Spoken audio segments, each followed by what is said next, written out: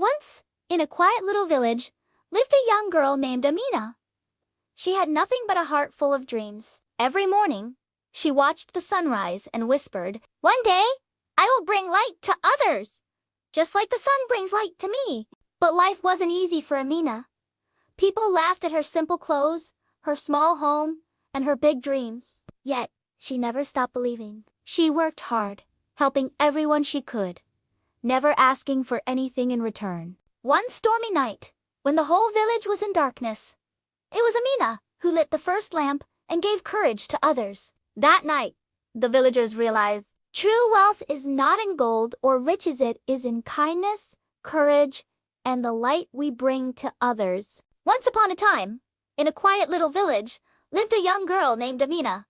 She had nothing but a heart full of dreams. Every morning, she watched the sunrise and whispered, "One day, I will bring light to others." But, as the years passed, the villagers forgot about her dreams, including her parents. They thought she'd become just another villager, tending her small plot of land and taking care of her family. But Amina knew she was meant for more. Then one day, a terrible drought struck the village. The crops withered, the animals fell ill, and the villagers grew desperate. One evening, Amina's mother came home from the fields, her face ashen, and said, "We have no food. We haven't had rain in months.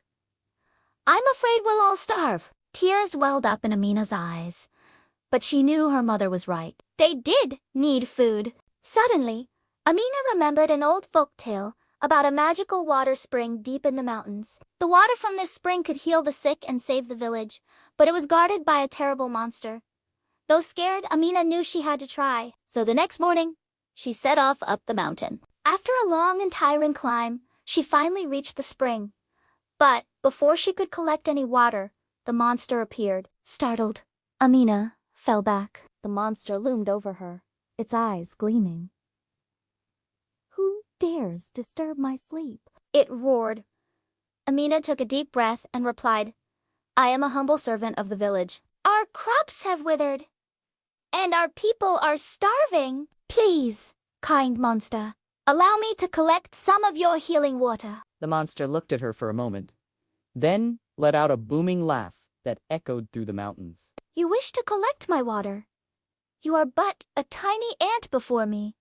Why should I help you?" Amina looked back at him, her gaze unwavering. "Because it is in helping others that we find the true meaning of life," she said softly, yet firmly. The monster fell silent, taken aback by her words. He had never heard a human speak with such conviction. After a while, he finally nodded his head. "Very well, little aunt.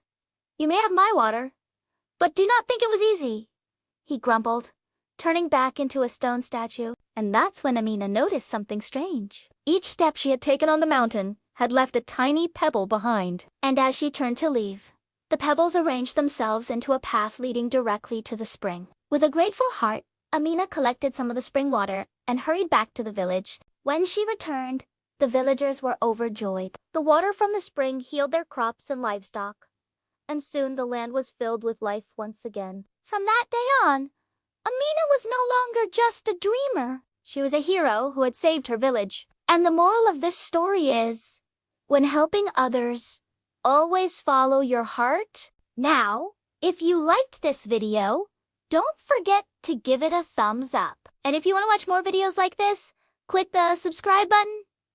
Thanks for watching. See you next time.